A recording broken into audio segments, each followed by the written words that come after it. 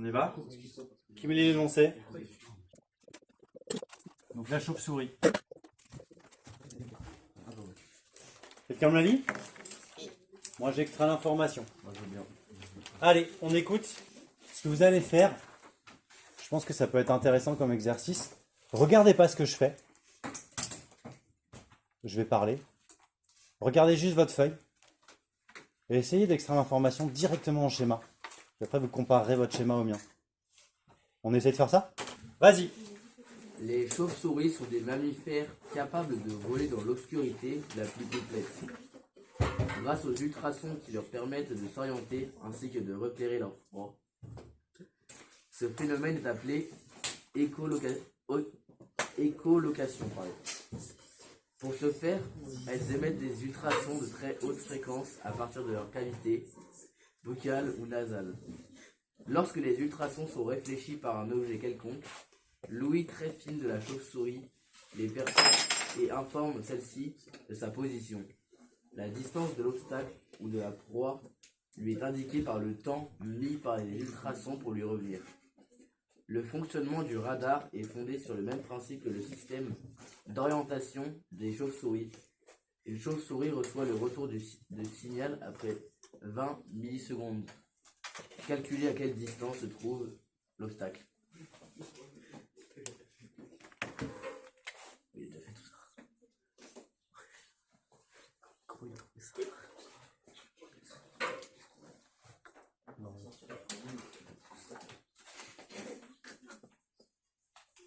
Ok. Voilà, j'ai traduit ce que m'a lu Arsène.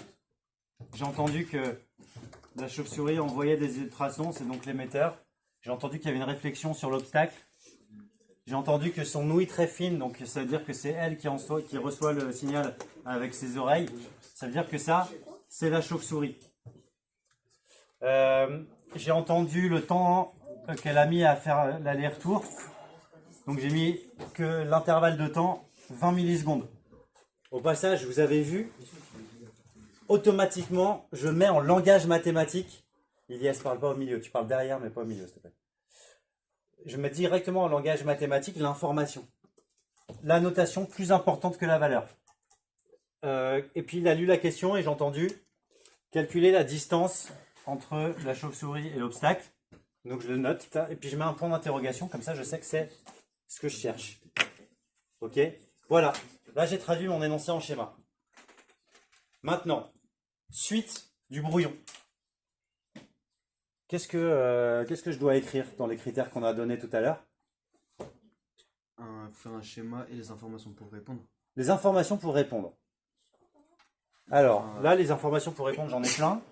Mais peut-être que du coup, je vais aller me dire, tiens, je dois calculer une distance. J'ai un temps, j'ai des ondes. Donc, c'est une question de vitesse de propagation des ondes. Donc, ça veut dire qu'ici, il y a une information implicite. C'est la vitesse du son dans l'air. Je mets une notation. Et puis, tiens, je ne suis pas sûr, mais normalement, je dois la connaître. Donc, cours. Qu'est-ce qu'il y a dans mon cours? La vitesse du son dans l'air, je la connais par cœur, parce que je dois la connaître par cœur. C'est... La vitesse de l'air. La vitesse du son. Et si, je les ai définis par le schéma. Non, parce que vous mettez E, R, vous faites que c'est. On ne peut pas savoir ce que c'est que E et R. Alors, là, je suis sur mon brouillon. Donc, mon brouillon, il sert à décoder. C'est-à-dire que moi, là, je me suis mis des codes pour moi-même. C'est pas le schéma que tu vas me rendre pour communiquer. Donc, pour communiquer, effectivement, tu vois, tu vas améliorer ton schéma pour mettre les légendes là où il faut, etc. Donc là, j'étais juste dans un décodage et que je me mets mon langage. Donc, vitesse du son dans l'air, qui la connaît par cœur? Vitesse du son dans l'air? 324. Ça dépend de la pression. Donc, c'est 330, 340 mètres par seconde. Ok. Vous avez vu, je fais une page de cours. Quoi d'autre j'ai besoin? Pourquoi puissance moins 1? Juste mettre par téléphone, non? C'est la même chose. Ok, merci. C'est la même chose. Puissance moins 1, c'est 1 sur. De quoi j'ai besoin d'autre pour faire le lien entre une distance, une vitesse et un intervalle de temps? Qu'est-ce que je vais utiliser de mon cours pour résoudre le calcul? La distance sur la vitesse. Alors, il faut que tu me donnes une relation. Ton réflexe, ça va être de me donner une phrase mathématique complète. Il y a un sujet, il y a un verbe, et le verbe, c'est égal. C'est la définition de quoi, là, qu'on va appliquer? Ouais? La vitesse. Ouais. Donc, je vais avoir besoin de la vitesse. Définition, vitesse. Et puis là, je l'écris. C'est la vitesse du son. Donc, je sais que c'est une distance sur un temps. Si vous avez besoin d'écrire V égale D sur T sur votre brouillon, vous écrivez V égale D sur T. Et après, tout de suite, vous mettez ça dans les notations d'énoncé. Émetteur, obstacle, delta T, aller-retour. Et puis là, vous allez vous poser la question, est-ce que je connais assez d'informations? Ça, je connais. Ça, je connais, c'est dans l'énoncé. Ça, c'est ce que je cherche. Ah ben, c'est bon, en fait. Là, j'ai une équation à une inconnue. J'ai plus qu'à la résoudre. Donc, qu'est-ce que je fais maintenant? Puisque j'ai fini mon brouillon, je passe à la copie. Sur ma copie, c'est une question de présentation. Quels sont les apprentissages que je vais attendre de vous pour bien présenter les exercices calculatoires? Langage maths. Merci. Donc, je vais valider langage maths. Premier critère. C'est quoi le premier critère?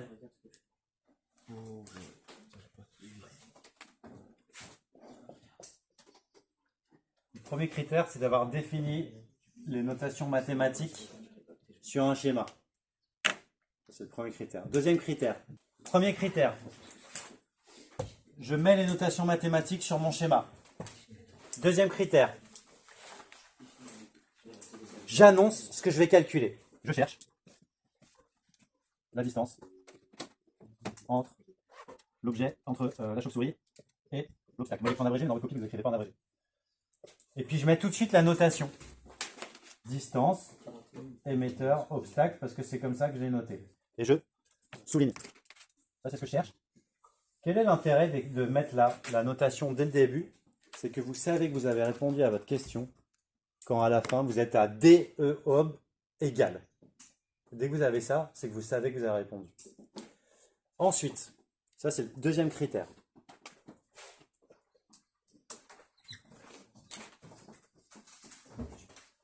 Troisième critère, j'annonce les lois ou les définitions que je vais appliquer. Donc j'applique. J'applique quoi? La définition de la vitesse. De la vitesse. Deux points. Quand je dis j'applique, ça c'est appliqué. Quand je dis j'applique, le troisième critère ici, c'est avec les notations de l'énoncé ou avec les notations définies dans le schéma. Je ne veux pas voir de V égale D sur T dans la rédaction. Je veux voir directement avec les notations qu'on utilise, parce que les notations, en fait, elles sont le concret, elles ont inclus ce que sont les objets, les choses, etc. Ensuite, je vais résoudre mon équation. Donc, la distance entre l'émetteur et l'objet, c'est égal. C'est bon ça? Non, c'est pas bon ça.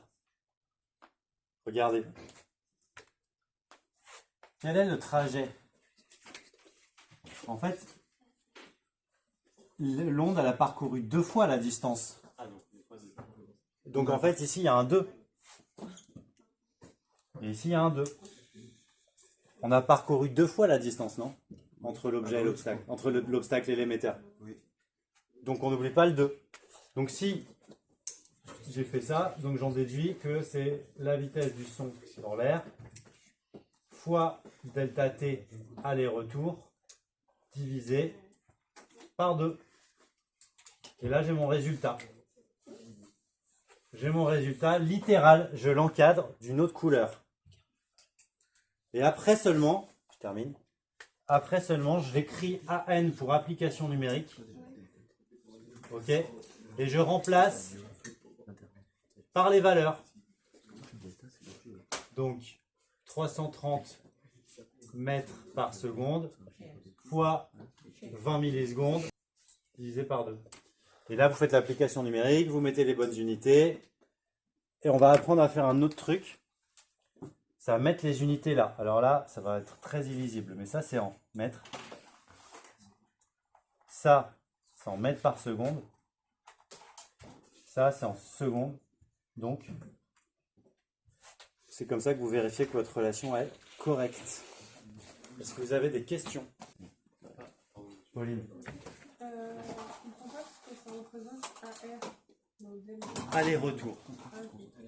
Donc ça, tu peux te le rajouter dans ton schéma d'extraire d'information. C'est-à-dire que c'est ma notation, j'ai mis AR pour aller-retour.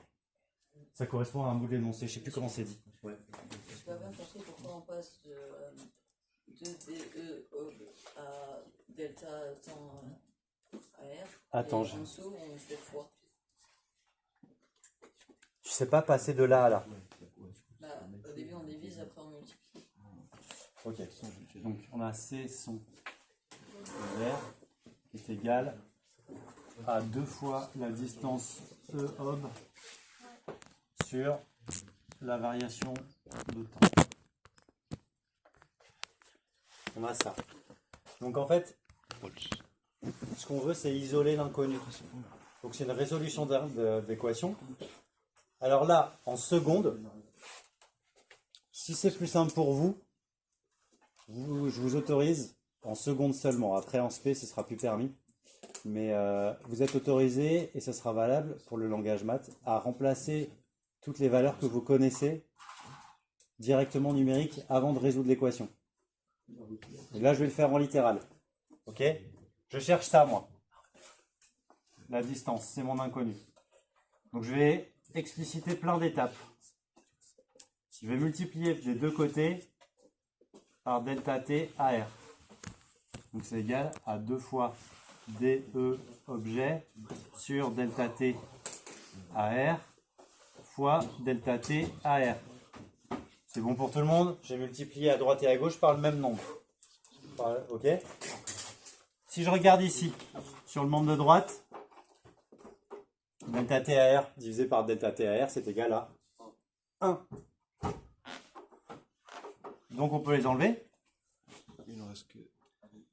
Donc on a C son R fois delta t AR. Vous allez aussi prendre l'habitude de rendre les fois implicites. Je ne le mets pas. Égal 2 DE OB. Ok. Et là j'ai encore le 2 qui ne me va pas. Donc je vais diviser par 2 des deux côtés. Ah, ok. J'enlève les 2 de ce côté-là, parce que ça fait 2 par 2, ça fait 1. Et j'obtiens mon DE objet égale C son delta t sur 2. Et vous allez prendre l'habitude d'inverser l'égalité, enfin de le mettre dans l'autre sens, pour dire que votre phrase, là, mathématique, elle va commencer par ce que vous cherchez. Ok? Mathias? Non, pas du tout. Là, je l'ai fait parce que Noah m'a demandé. Ok, je sais que pour vous, enfin parmi vous, je sais qu'il y en a qui ont des difficultés à faire ça en littéral. Donc c'est bien de l'expliciter de temps en temps, mais c'est pour vous sur votre brouillon si vous avez du mal à remettre l'équation dans le bon sens.